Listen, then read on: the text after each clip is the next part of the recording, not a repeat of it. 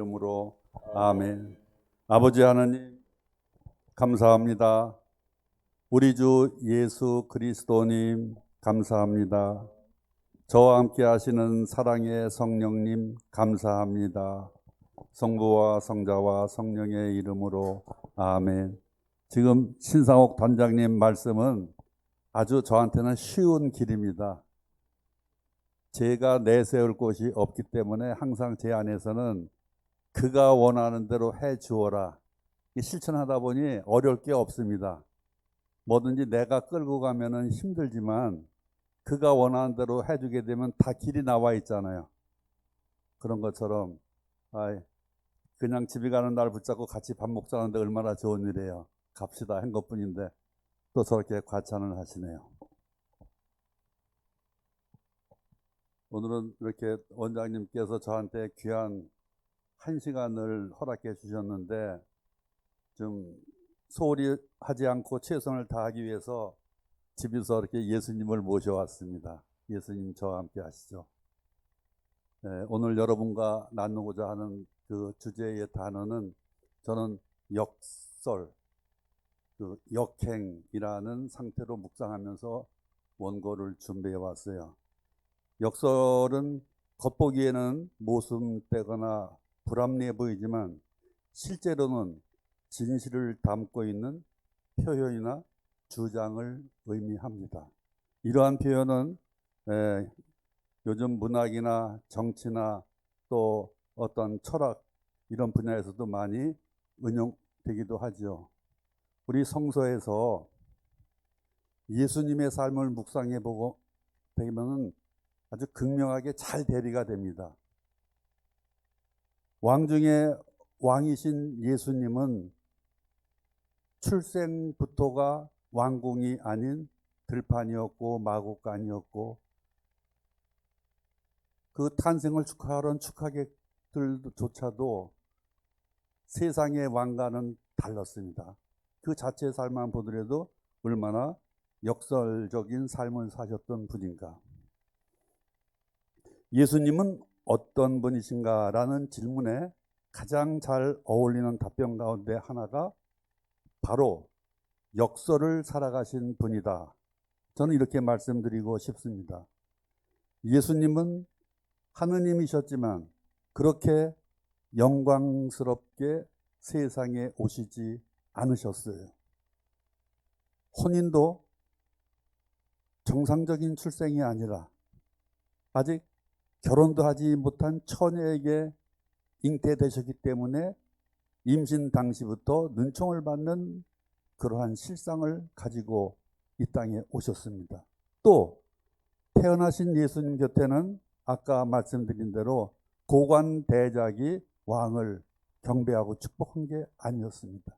그다지 가장 좋지 못한 대접을 받았던 목동을 비롯해서 심지어는 동물들이 그 곁을 지키고 있었어요.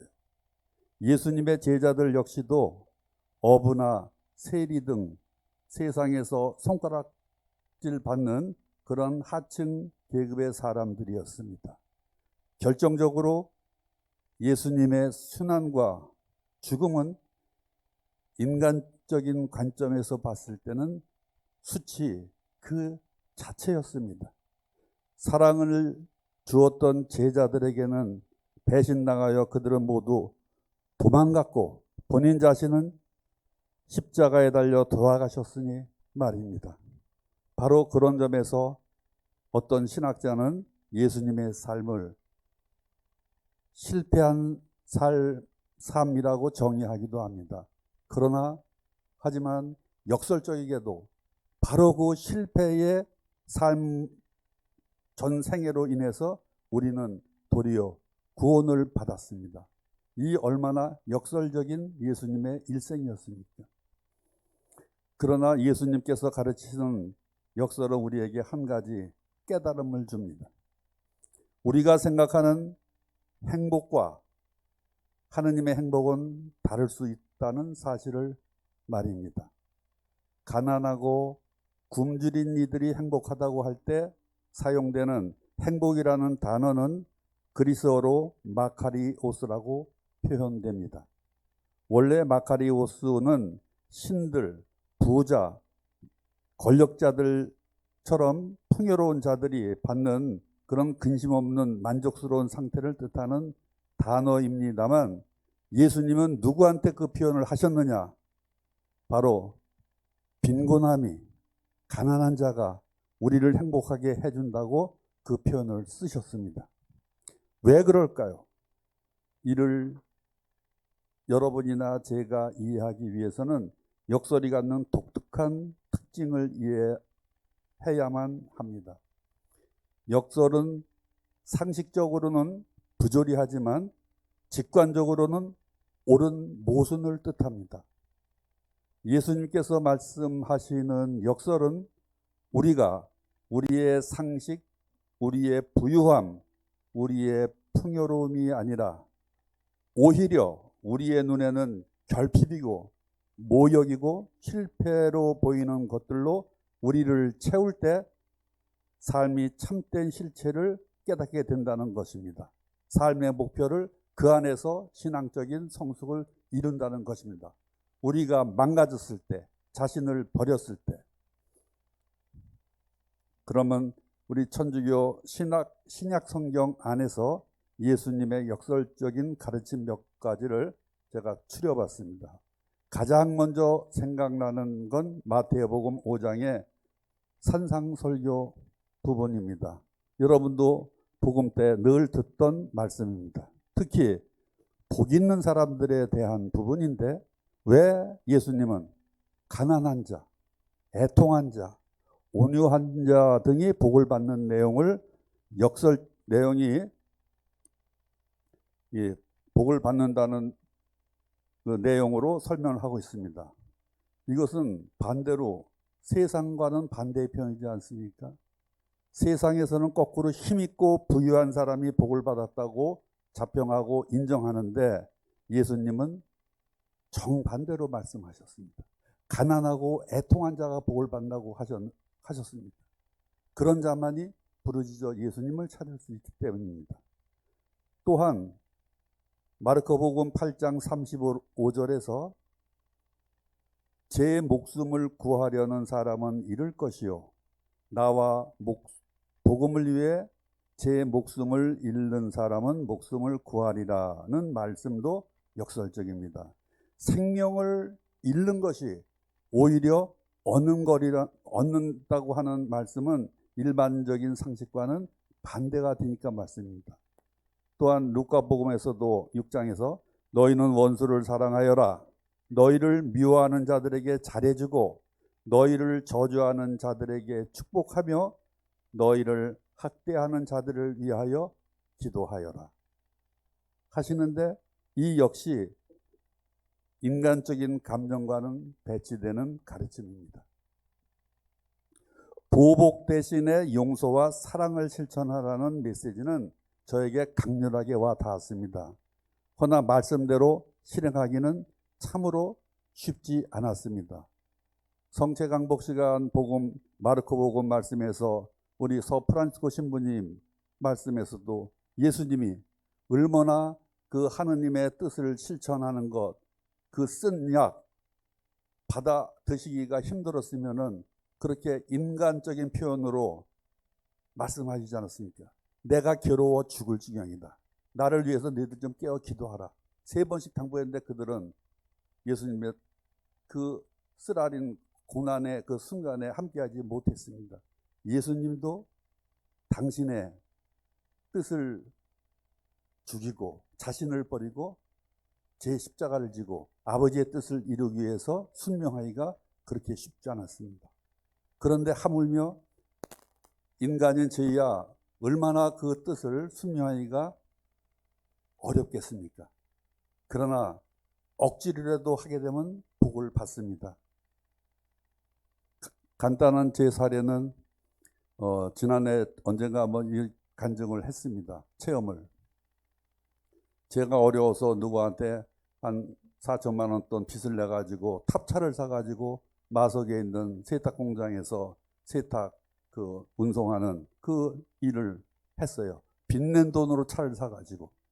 그러면서 이 세탁물을 수거해 오기도 하고, 또 새벽에 나가서는 그 세탁된 것을 서울 시내 숙박업소 돌면서 여관마다 호텔마다 내려주고 하는 일을 해오던 과정에, 제가 아파가지고 집에 있는 보름 사이에 그 세탁 공장에 있는 사장이 제 허락도 없이 다른 업자에게 차를 대여해서 그 일을 하다가 그 차가 사고가 나가지고 폐차가 됐어요.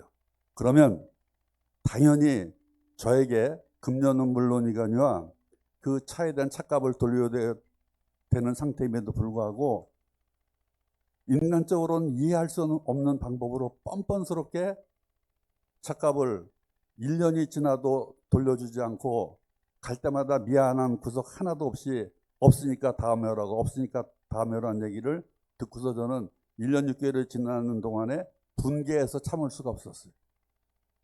그 집을 날아놓고 그 빌라 날아놓고 사람이 이렇게 분노와 이런 미움이 가득 차니까 나도 모르게 악마의 그런 지령을 받는 것처럼 자꾸만 악순환이 되는 거예요.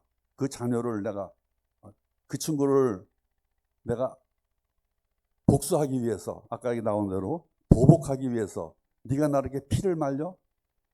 갈 때마다 이렇게 모욕을 주고, 당신들은 야유회도 가고 공장에서 직원들 파티도 하면서 내가 차값 달라고 갔을 때는 그렇게 냉정하게 저를 쫓아버리지 하는 그 마음에서 약자인 저는 얼마나 서러웠어요. 이런 마음을 친구에게 털어놨을 때 그 친구가 이렇게 말했어요. 야, 디에고, 그러다가 그 돈 받기 전에 네가 죽겠다. 차라리 네가 할 수만 있으면은 예수님의 마음으로 그를 용서해라. 그게 용서가 돼? 했을 때 그 친구가 말했어요. 억지로라도 용서를 해봐. 방법이 없었어요. 무역 따지면 받아낼 수 있는 돈도 아니고 어떻게 하면 돼? 그 채무자를 찾아가서 차값을 안 주고 사장을 찾아가서 나는 이 돈 당신으로부터 오늘 날짜로 포기하니 하느님한테 갚으시오. 나는 하느님을 믿는 사람으로서 예수님의 이름으로 당신을 용서합니다 하고서 돌아오지도 말고 오라는 얘기를 했을 때 정말 억울하고 분한 일이지만 그 당시에 방도가 없었어요. 그래서 그 마석에 있는 공장 주인을 찾아가서 어렵게 사무실 면담을 해서 그 주인 앞에서 얼굴을 보면은 욕이 튀어나올 것 같아가지고 눈을 감고 제가 사실 그대로 친구가 시킨 그대로 말했어요. 남 사장, 나는 오늘 이 시간부로 당신이 나한테 갚아야 될 그 모든 돈을 난 탕감합니다. 하느님한테 갚으시오. 예수님의 이름으로 난 당신을 용서합니다 하고 돌아서서 오는데, 갈 때와는 올 때와는 완전히 같은 길이지만 다른 길이었어요. 갈 때는 지옥문으로 들어서는 길이었지만 나올 때는 천국문을 걷는 기분이었어요. 왜냐? 그 말을 하기 위해서 저 공장은 가까이 보이는데 그 내가 볼 때 그 미운 그 사장의 얼굴이 떠오르는 순간부터 막 분노가 막 복수심이 불타오르는데, 손에 묵주는 들었지만 묵주 기도의 그 기도는 아름다운 기도가 아니었어요. 억지로 하는 기도였어요. 은총이 가득하신 마리아님 기뻐하소서 막 참으면서 하다 보니까 어쨌든 간에 그렇게 고통의 신비고단을 바치면서 가서 그 일을 치르고 나오는데, 나오는 순간에는 왠지 모르겠어요. 그 위험하게 걷던 그 논두길이 완전히 그냥 구름 깔아놓은 양탄자 같이 제가 그렇게 몸이 가볍고 편안하고 똑같은 기도인데 정말 천상의 기도가 나오는 거예요. 오, 하느님 감사합니다. 감사합니다가 나오는 상태. 그리고 결과만 말씀드리면은 2년이 지난 이후에 제가 돈을 갚아야 될 어떤 형제가 위험에 처했을 때 그 친구를 도와준 결과 그 친구 부모가 감사해서 저의 빚, 제가 받아야 될 돈보다 또 배 남아는 8천만 원을 탕감받았고, 그 죽으려고 하던 그 제 친구는 세례를 받고 새 사람이 됐어요. 그러니까 하느님의 일은 저는 억지로 용서를 했지만 하느님께서는 그 순명하는 친구한테 순명한 거죠. 친구가 저한테 부탁을 했지만 친구는 세상적인 부탁이 아니잖아요. 예수님의 이름으로 용서를 하고 와라. 미워하는 그 친구를 말할 때 네 얼굴에서는 사탄 악마가 보인다. 네가 살기 위해서는 복수하는 마음을 내려놓고 용서해라. 용서가 쉽지 않죠. 그러니까 억지로라도 해라. 은총이 가득하신 마리아님 이놈의 새끼 좀 막 이렇게 하던 기도가 올 때는 하느님 감사합니다. 은총이 가득하신 마리아님 딴 사람이 된 거예요. 이게 하느님의 용서의 축복이었습니다. 그래서 이 말씀이 와닿는 거야. 아, 이래서 원수도 용서할 수 있구나.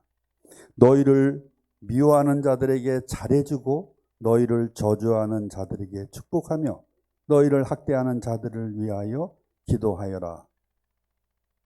이 말씀이 제가 실행하고 나니까, 제가 경험하고 나니까 할 수 있다.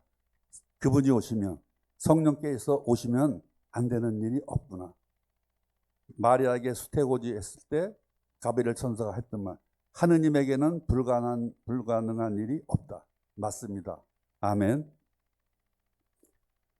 얼마 전에 또 있었던 예화가 이 말씀과 맞아요.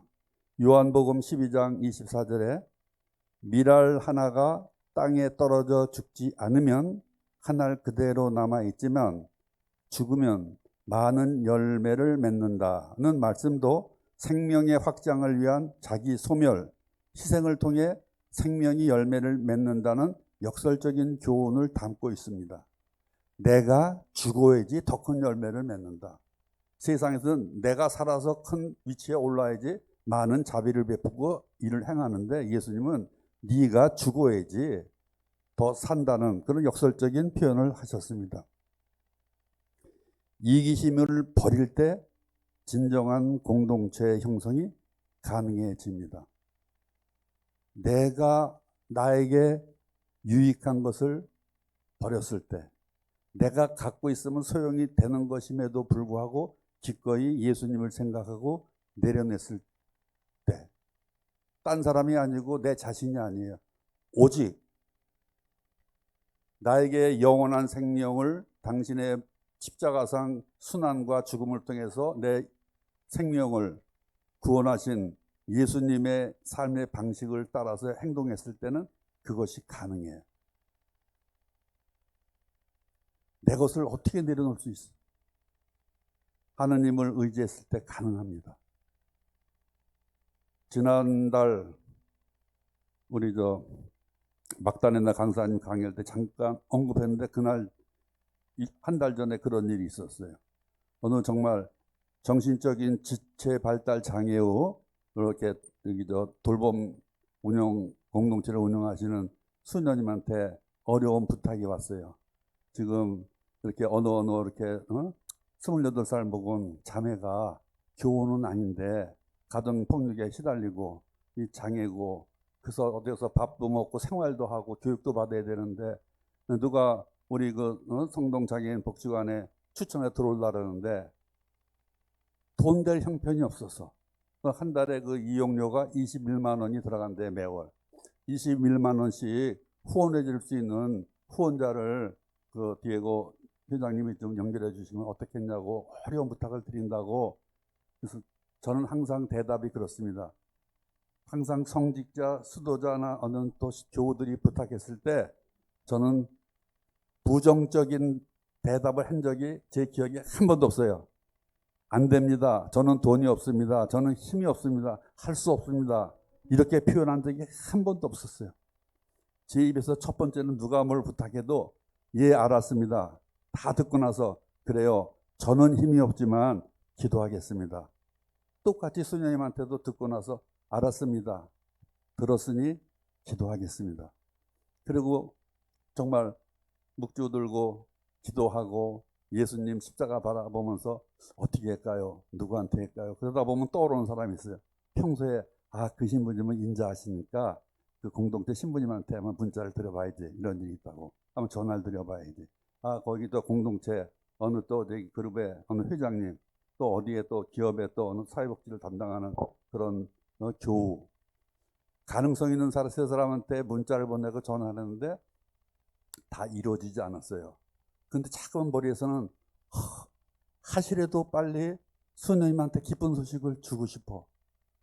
그러고 있는 차에 저녁에 제가 도와주는 작은 개척교회가 있었어요.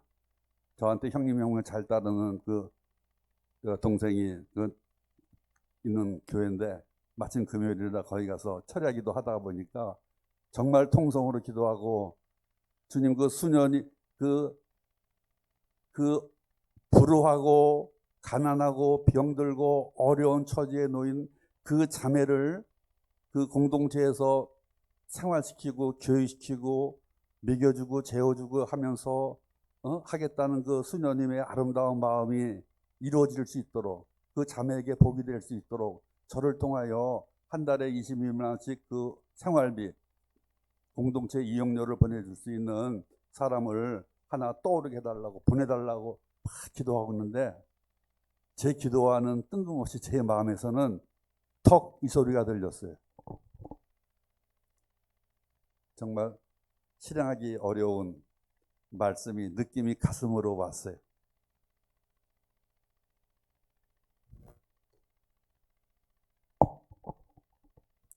디에고야, 내가 그 수녀님을 통해서 너에게 축복의 복을 선물했거늘 왜 남에게 미루느냐? 네 걸 줘. 이 말씀이 들린 듯 했어요. 들어보니까 저는 비록 가난한 사람이지만 누리는 게 많아요. 저는 서울에서 내 것을 다 내려놓고 아무것도 없으니까 이 일을 계속 할 수 있는 거예요. 저는 기초생활 수급 대상자로 되어 있거든요. 그래, 나한테 1억 원 저억 원 국가에서 한 달에 이렇게 하면 80만 원씩 나오는데, 그래, 일단 수년이 기쁘도록 내가 매월 20만 원씩 드린다고 하자. 그래가지고 바로 수녀님한테 전화를 했어요.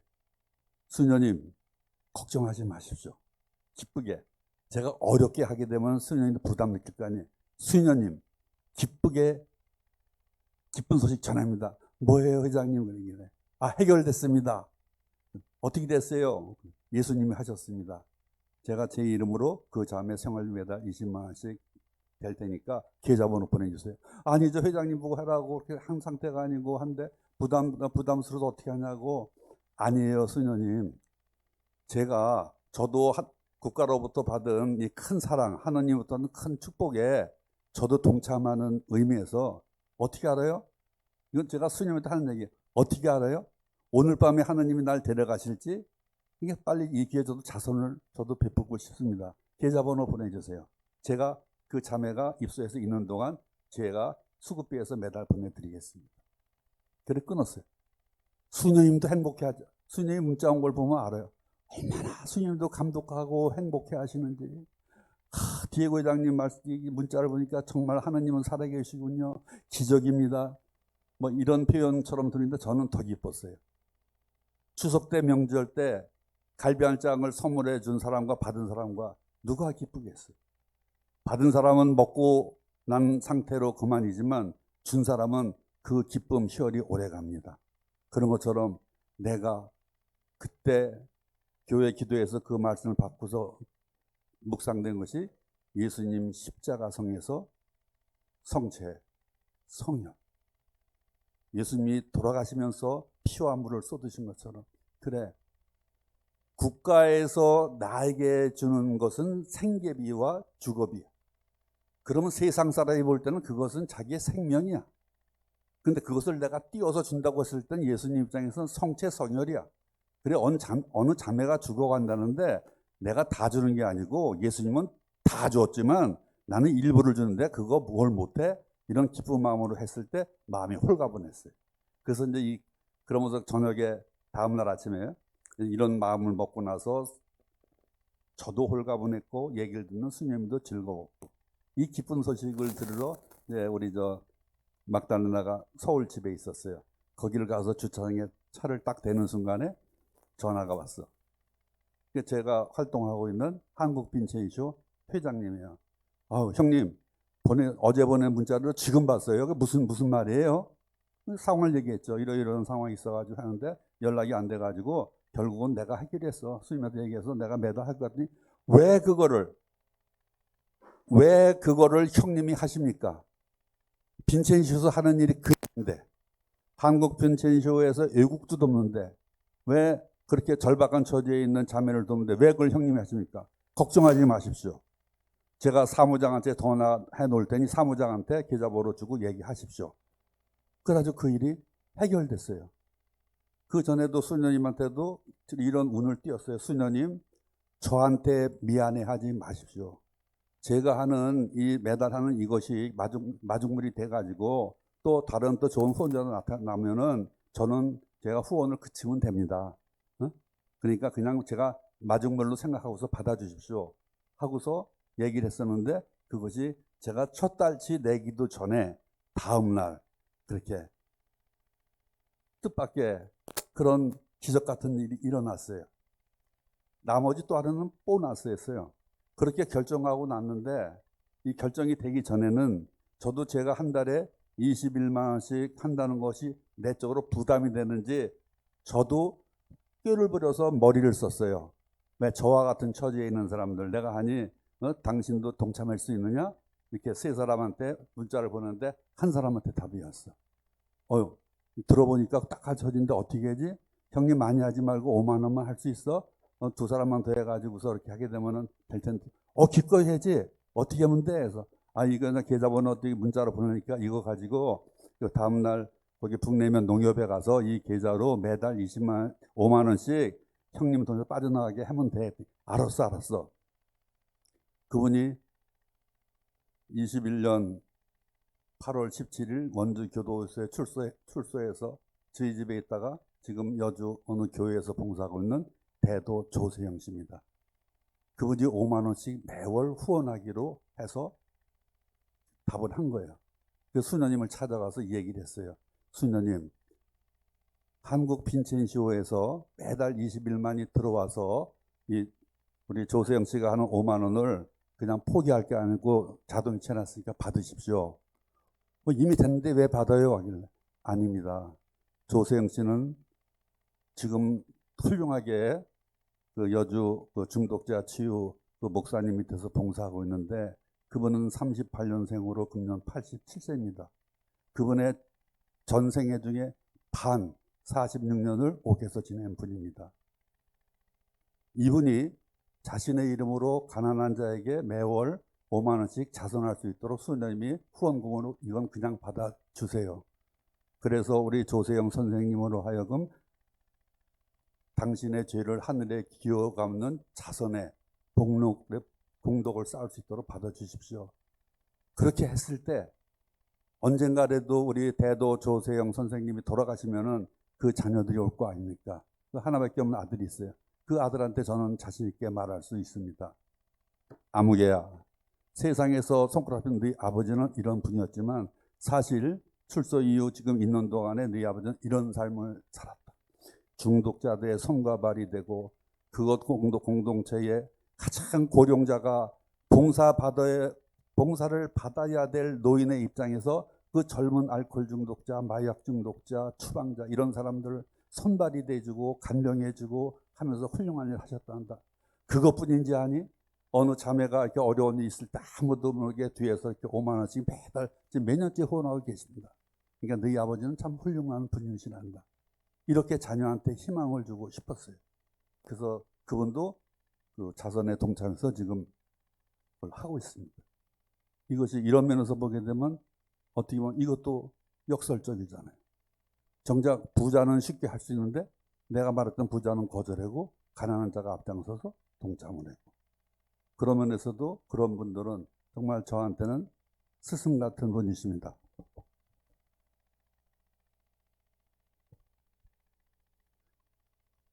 코린토 후서 12장 9절 10절 사도 바울의 고백을 들어봅시다. 너는 내 은총을 넉넉히 받았다. 나의 힘은 약한 데에서 완전히 드러난다 하고 말씀하셨습니다. 그렇기 때문에 나는 그리스도의 힘이 나에게 머물 수 있도록 더없이 기쁘게 나의 무엇을, 장점을, 힘을, 위치를 아닙니다. 바울 사도는 바로 나의 약점을 자랑하렵니다. 이렇게 말했어요. 나는 그리스도를 위해서라면 약함도, 모욕도, 재난도, 박해도, 역경도 달갑게 여깁니다. 내가 약할 때에 오히려 강해지기 때문입니다. 약할 때 강함이 드러난다는 바오로 사도의 말씀이 오늘 주제와 딱 맞습니다. 이것이 바로 역설적인 신앙인의 표현입니다. 또 실생활에서도 보게 되면은 인간의 연약함이 어떤 경우는 큰 그 열매를 걷는 그 강함으로 드러나요. 저는 성령 기도의 활동을 오래 하면서 때로는 어떤 그 견진 세미나라든가 아니면 또 성령 세미나에서 그룹 대화 할 때 조장을 맡아가지고 우리 팀원들을 그렇게 이끌어가는 경우가 있었어요. 어느 경우는 상대방의 그 조언들의 그런 상태를 신앙적으로 드러내서 해야 되잖아요. 신앙의 길을 이끌 때 자기 돌아가면서 첫 모임에서는 자기 소개를 해요. 대부분이 먼저 하려면 쭈삣쭈삣해요. 방법을 모르고 길을 모르고 어디까지 이해가 될지 그 형제들이 알 수가 없어요. 저는 제가 먼저 마이크를 잡고 제가 얘기를 합니다. 우리 1조 그룹대와 조원 여러분, 여기서 이제는 아버지 안에서 자식 각자 돌아가면서 자기소개를 딱 3분간만 하도록 합시다. 하면서 제가 시범을 보이겠습니다. 그러면 나는 불효자였습니다. 나는 이혼당한 사람입니다. 나는 자살을 2번이나 흘렸던 사람입니다. 하면서 나의 약함을 막 털어놓기 시작했어. 당당하게 털어놨어요. 나는 젊었을 때 이 얼굴, 이 모습 그대로 캬바레에서 살았던 사람이고, 내가 봉급 노름에서 잃어가지고 양보 안주머니 찍고서 쓰리 맞았다고 아내한테 거짓말해서 속 썩이는 사람이었고, 나는 정말 친구들 해서 맨날 돌 빌리는 게 일이었고, 세상에는 쓸모없는 사람이었고, 명절 때 엄마 아버지한테 갈 면목이 없어가지고 지방 갔다고 핑계대고 엄마 아버지 속을 많이 썩였던, 나는 아주 내세울 게 하나 없고 껍데기만 허울 좋은 그런 사람이었는데, 어느 날 내가 바닥을 헤맬 때 나도 모르게 어느 누군가의 권유를 받고 믿져야 본전이지 해가지고서 어느 교회를 갔다가 예수를 알게 됐고, 나중에 우리 집안 식구들이 성당 교우다 보니까 내가 교회를 나가, 그래서 성당에서 교리받고 세례받고 요한으로 세례받고 지금 이렇게 호스피스 봉사하는 과정에서 말기암으로 죽어가는 그분들의 삶을 보면서 내 삶이 변했습니다. 그래서 오늘 이러한 상황에서 지금 저는 그 이후로 나에게 2딸이 있지만, 저는 하느님한테 모든 것을 올인해서 하는 과정에서 세상에 돈 버는 없습니다. 세상의 원리라면은 그 2딸 먹이지도 못하고 입히지도 못하고 가르치지도 못하고, 시집은 물론 모든 것도 모텔 타지만, 지금 보십시오. 저는 2딸을 다 시집 보내고 다 대학 졸업시키고 교사 만들고 손자 손녀가 4명이나 있습니다. 저 다니면서 여러분 내세울 거면 내가 여러분에게 신앙 간증을 하듯이 지금 전국의 성령기도 강사 활동하고 있습니다. 이랬던 사람입니다. 이상 조장의 소개를 마치겠습니다. 하고 샜을 때 그 다른 돌아가면서 이제 베드로 형제 먼저 하세요. 리오 형제니 자기 소개를 다른 조의 조장이 얘기해요. 회장님, 우리 조에는 어디 지점장이 있어요. 우리 집은 옆에가 판사래요. 다 어울리는데 나는 반대로만 했어요. 우리 조에는 보물단지만 있어. 왜? 내가 뻘고 받고 내가 창피를 무릅쓰고 내가 나의 망가진 것을 드러내놓고 자랑했는데, 근데 예수라는 사람을 만났기 때문에 내가 이렇게 변화가 됐다고 하는 내 얘기를 듣고 스스로 시키지 않았는데도, 사실은 어저께 마누라 패고 나가서 술 먹다가 다시 여기 자기 누구 또 대부한테 끌려들어 여기 끌려왔다고 고백하는 사람서부터 이러면서 자기 고백하는데, 우리 일조는 축복이었어요. 바로 바오로 사도의 그 말씀처럼 나는 예수 그리스도를 위해서, 복음 선포를 위해서 나는 나의 스펙을, 나의 장점을 자랑하는 것이 아니라 나의 약함을, 나의 무능을 저는 자랑합니다. 우리 집 현관에도 제가 캘리그라프로 글씨로 해서 먹으로 해서 딱 써붙여 놓은 게 있어요. 필립비서 4장 13절 말씀을 나갈 때 보고 들어올 때 보고 합니다. 나는 내게 힘을 주시는 그분 안에서 모든 것을 할 수 있습니다. 이게 필립비서 4장 13절 말씀이에요. 나는, 따라해 보세요. 나는 내게 힘 주시는 그분 안에서 모든 것을 할 수 있습니다. 아멘. 우리에게 힘 주시는 예수님께 박수 한번.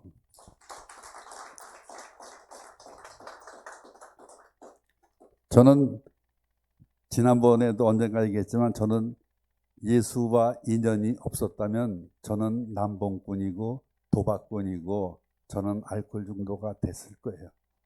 다행히 오래전에 아주 어려운 시절에 바닥에 헤맬 때 위로받을 데가 없어가지고 예수님을 만나서 세례받고 이렇게 여러분 앞에 똑같은 처짐에도 불구하고 여러분 앞에 앉아 있습니다.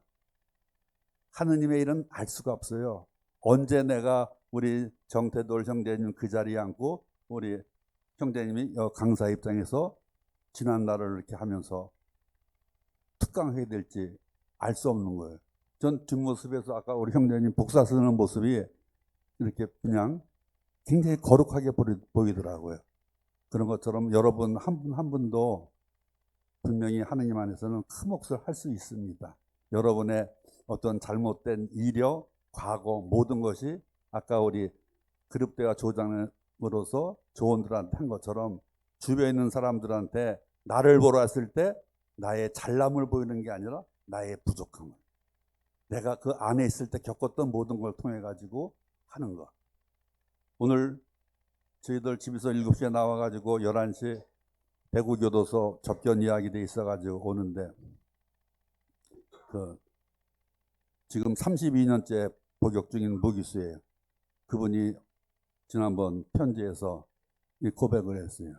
내게 소원이 있다면 내 손으로 소등 불을 끄고 내 손으로 불을 켜고 싶다고. 우리가 누리는 하찮은 것도 수감되어 있는 그분들한테는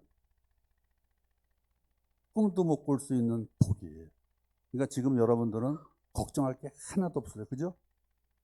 내 손으로 나가서 물 먹을 수 있고 걸을 수 있고 별 볼 수 있고 어떤 그 무기수가 편지 올 때 무슨 깜짝 놀래요.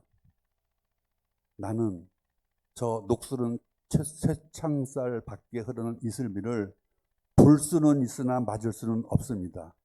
형제님, 난 그것이 너무 안타깝습니다. 비를 볼 수는 있는데 나가서 맞을 수는 없다고 합니다. 우리는 비 속을 걸을 수가 있잖아요. 그러니까 우리는 모든 것이 행복이고 감사합니다.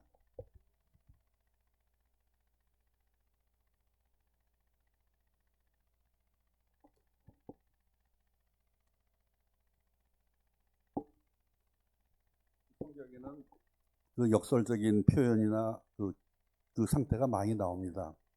그 구약의 유듣기를 보시면 요약은 유다에서도 이스라엘 백성을 구한 것은 어느 남자 대장군이 아니에요.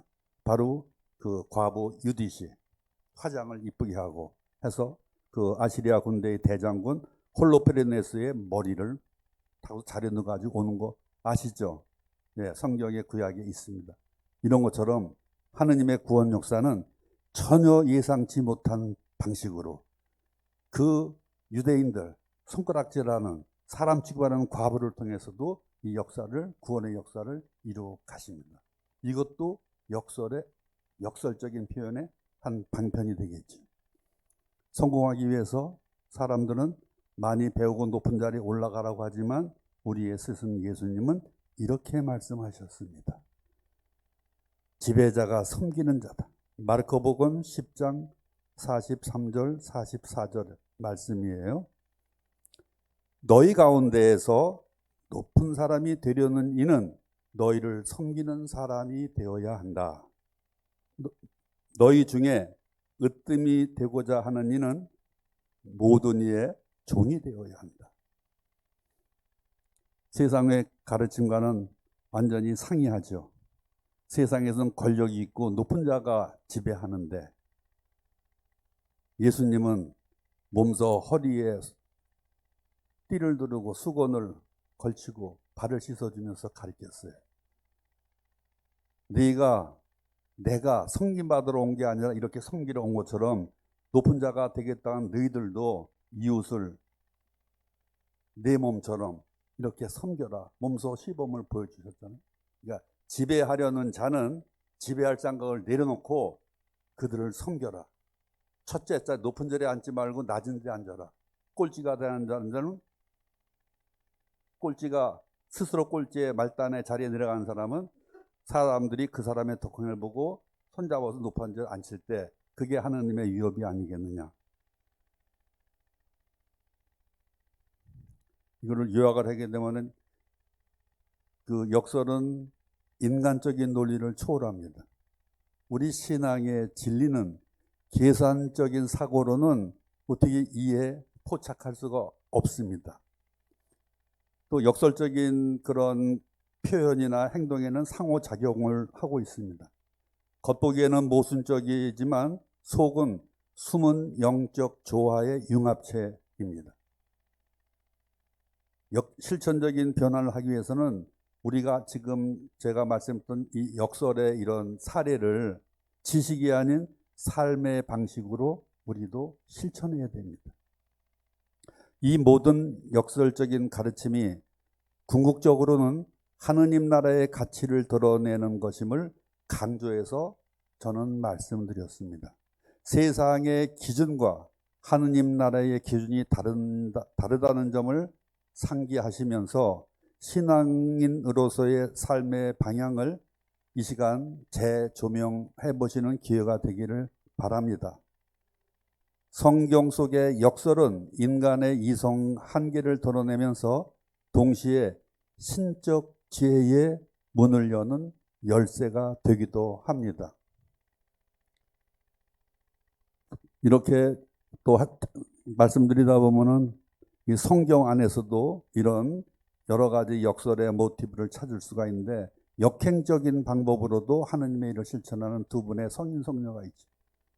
대표적인 것이 가나안의 성자, 가나안의 성녀, 성 프란시스코 성인과 마더 데레사 수녀님이 그렇습니다. 어느 날 얼마나 그 믿음이 정말 하느님과 일체된 가장 마더 데레사 수녀의 전기를 읽었을 때 어느 수도원에 있어서 하얀 그 수도불이 있고 캘카타 거리를 걷는데 그 진흙구덩이에 어느 술 취하고 노숙자가 있는데 당신은 해줄 게 아무 게 없더랍니다. 그 진흙구덩이에 술 취해서 쓰러지는 형제를 위해서 그 깨끗한 수녀복을 입은 그 당시에 젊은 수녀가, 이건 사랑의 성교회를 설립하기 초창기 말씀이에요. 해줄 게 아무것도 없는데 그때 하나님의 말씀이 이렇게 느껴졌대요. 왜 해줄 게 없어? 기도하면 되잖아. 기도하는 사람인데. 그 자리에서 마드데라 수녀님은 땅바닥에 무릎을 꿇고 그 죽어가는 형제를 위해서 기도해요. 그런 일을 하다가 어느 죽어가는 노숙자 손을 쥐고 없을 때 죽기 직전에 노숙자가 이런 말을 했대요. 수녀님, 사람의 손은 참 따뜻하네요. 이런 고백.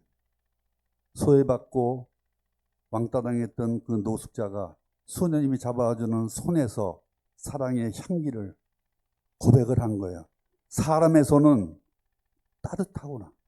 사랑을 담고 자기를 잡아주는 사람의 그 손은 하나님의 손이구나. 하나님의 사랑은 이렇게 따뜻하구나. 그런 고백을 했대. 그 책에서는 또 이런 얘기도 있어요. 어느 유럽에서 어느 도시에서 모금을 하러 가는데 어느 사람이 고급 술집에서 이렇게 막 그러는데 수녀님이 모금을 두고 하는데 어느 사람이 수녀님한테 우선 이게 빈정거리면서 맥주를 확 뿌렸대요. 그랬더니 수녀님이 옷을 툭툭 털고서 그 손님한테 가서 그렇게 얘기했대요. 손님, 저한테 맥주를 주셨으면 안주를 주셔야죠. 그래서 안주값을 모금통에 넣으라. 이건 이건 그 전기에 나와 있는 건데 제 가슴에 와 닿았어요. 또 이제 수도회를 설립하고 크게 됐잖아요. 캘카타에서 임종의 집을 하고 이제 세계 여기저기 이제 수도원이 생기게 했을 때 어느 공동체에서 한 무더운 여름날인데 그 당시에 수녀님은 한 300여 명이 넘는 거지 아이들에게 급식이 필요한 시점이었는데 자금이 완전히 바닥이 났어요. 쌀 살 돈이 없었어요. 동료 수노가 걱정하자 수녀님이 이렇게 말씀하셨답니다. 수녀님, 왜 걱정하세요? 지금 우리에게는 하느님이 계시잖니. 지금 우리에게는 하느님이 계시지 않니. 그분은 결코 우리를 버리지 않으실 거야.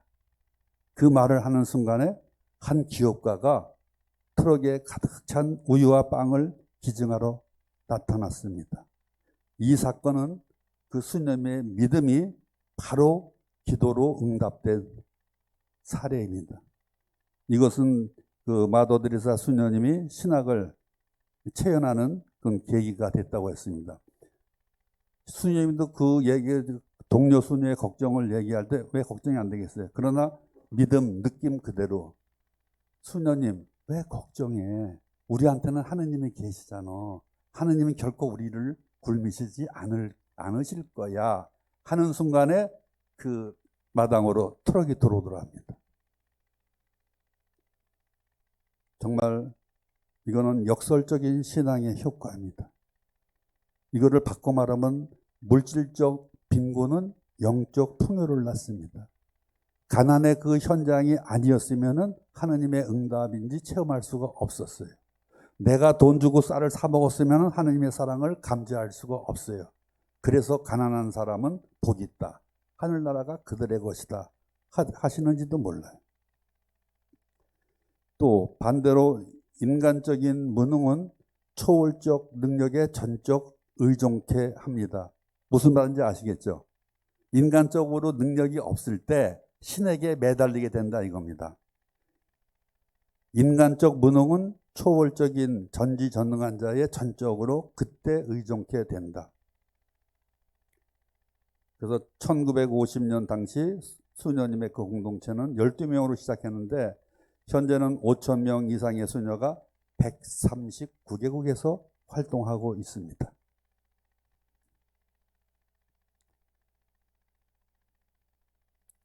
뭐든지 정말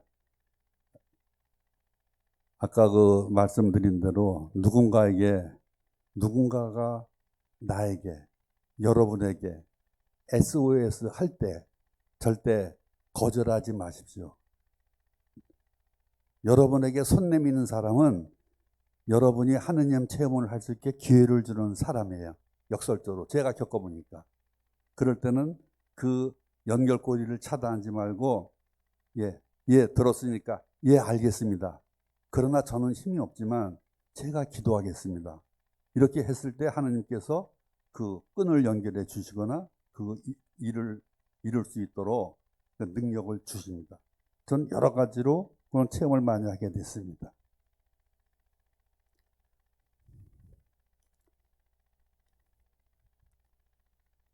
아까 그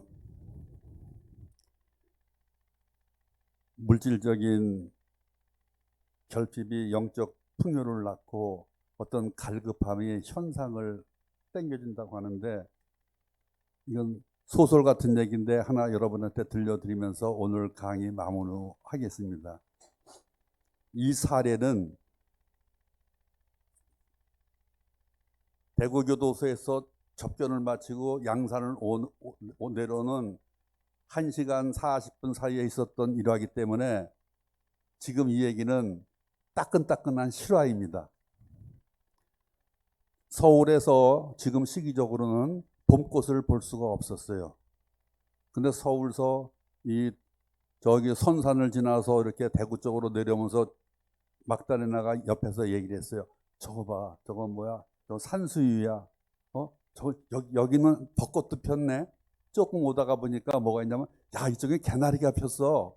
그러니까 산수유, 개나리, 벚꽃을 봤어요. 또 좀 대구 가까이 오다 보니까, 저 하얀 거, 저건 목련이야, 목련.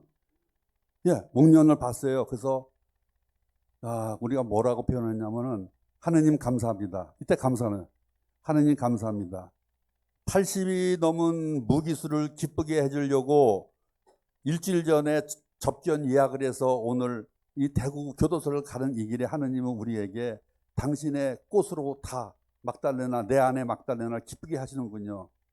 그래도 다 보고 나오는데 막달레나가 보니까 야, 봄꽃 중에 대면사가 진달래인데 야, 개나리가 있으면 진달래 보일 텐데 아무리 찾아도 안 보이는 거예요.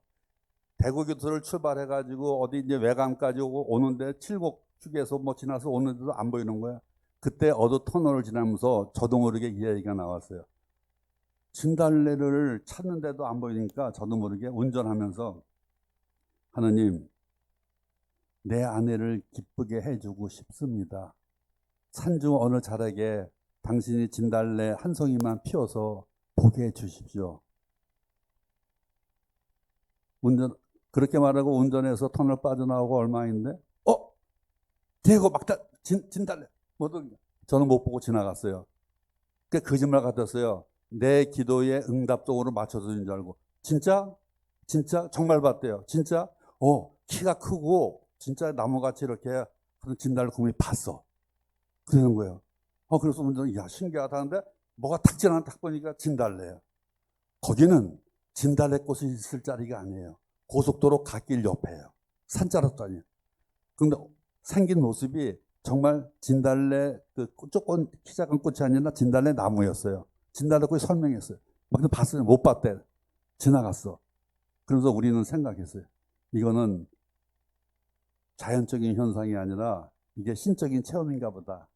내가 간절하게 아내를 기쁘게 해주려고 했더니 하느님께서 이렇게 진달래를 보게 해주시는구나. 내가 못 믿으니까 너도 봐라. 디에고야, 왜 의심하느냐? 너는 보고야 믿느냐? 결국 나한테도 보여줍니다.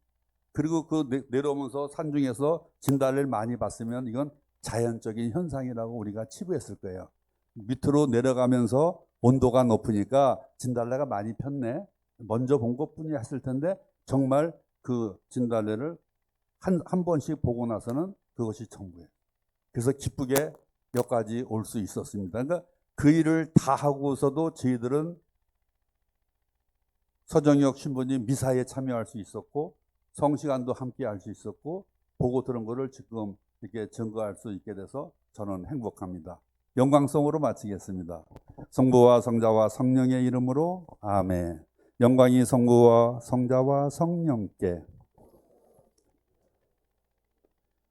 성부와 성자와 성령의 이름으로 아멘.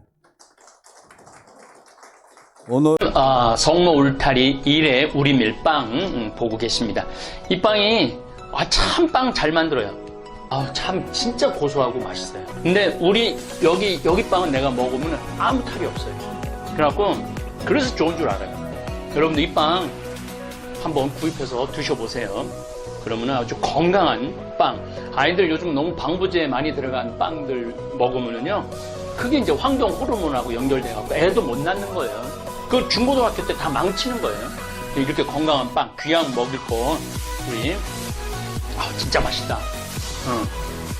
여러분들, 1회 우리밀, 전화번호 밑으로 나갈 겁니다. 전화하셔갖고 택배 주문하시면은, 그리고 이거는 받자마자 바로 드셔야 돼요. 왜냐면, 한 2, 3일 지나고 나면 바로 곰팡이 나요. 냉장고에 넣으면 또 한 2, 3일은 또 되더라고. 냉동실에.